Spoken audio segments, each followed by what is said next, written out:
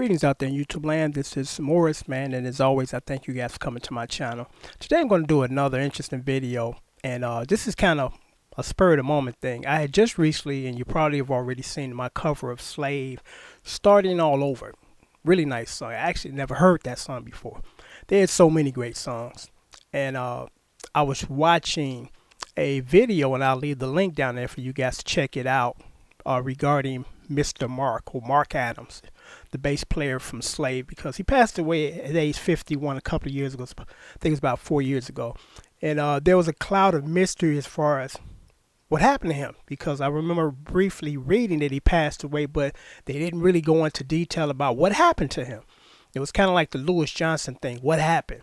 And this is even a bigger mystery, because from the video that I've seen, and like I said, I'll leave a link down there, the former mayor of Dayton, Ohio, was interviewing this lady, and the lady had 3 kids by him.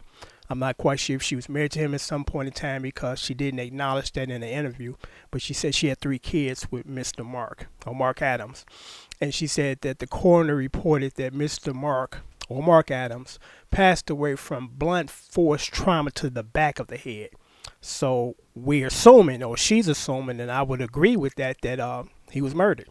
He said that they found him laid out, spread out in the grass in the rain. He had passed away. And she stated that on that particular day, he had 3 altercations with individuals. So it's still kind of clouded of mystery as far as what happened to him, but I think it's safe to say that he was murdered.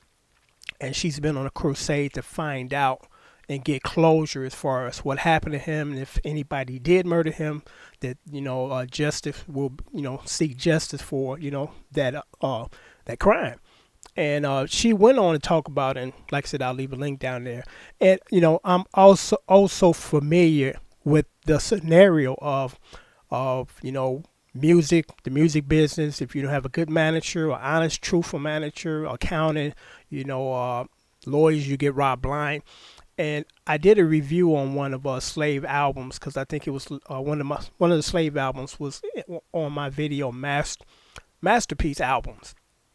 And I mentioned in that video how the very first album, and of course, well, the very first album, they were teenagers. I'm talking 16, 17, 18 when Drake played that classic guitar solo. I think he was like 17, 16 years old.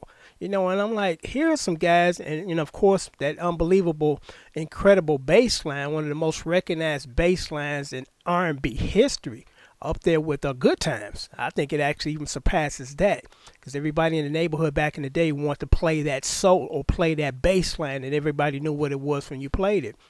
But again, these guys were in their teens when they recorded that album, and they were playing like seasoned 30, 40-year-old musicians. It's just amazing. And she went on to say how she's involved in trying to get a headstone in memory of Mr. Mark. And she helped with put together a fundraiser in Dayton, Ohio, and in the UK. And how she believed that they raised about $20,000 for the headstone. And actually, the headstone was only $2,300. And the person that was kind of coordinating that, unfortunately, stole the money. And it's just unfortunate that, when you're down, people kick you hard, especially in the music industry. Because if I would have personally known about the headstone, I would have wrote check for the full amount, because that's how much Mr. Mark impacted my life during that time in the 70s. Because if it wasn't for Mr. Mark and Lewis Johnson, I probably would have never picked up a bass. I mean, everybody wanted to play like these guys in the neighborhood. Everybody ran out of boss bass guitars. And they had such an impact on our lives, because I'm sure that without Mr. Mark, Lewis Johnson, Rick James, and a handful of others, if I would have never, encountered their talent, I wouldn't have been the successful musician that I had become. Because I learned a lot from those guys. I mean, those guys made me sit down to be disciplined. Because I remember one summer, I stayed in the house. I was a teenager. Everybody else outside enjoying it. I'm in my mother's upstairs with no heat or no air conditioning. It's like 100 degrees, and I'm just playing and playing and playing and playing and playing. Next summer, I was good enough to play and play well, because I dedicated myself that summer to getting good. Because after listening to these guys my age on recordings, I'm like, I got to get there. You know, and the only way I'm going to get there is to work hard. You know, so I just thought I would do this video quickly because most of us didn't know what happened to Mr. Marr. Because again, when I seen the headlines 4 years ago, they just said, you know, cause of death unknown. I'm like, what does that mean? You know, I mean, either you got a disease or an undisclosed illness or something happened to you. And they just kind of left it at that. It just kind of stayed in my mind. So I was a big question mark. What happened to this man? But after watching the video, it's quite clear and apparent that he was murdered. And it's just so unfortunate. And I'm just going to say this and sign off. They talk about again in the video link I'm going to leave down there as far as how, you know, the band members are not trying to cooperate, didn't come together when, you know, Mr. Mark needed them. Unfortunately, a lot of people in the industry, and I did a video on this, when they get into it, they steer right into the drugs, the sex, you know, the fast lifestyle. And I was very attention to detail when I got into the business because I'm like, I'm not putting any drugs in my system. I'm not going to become an alcoholic.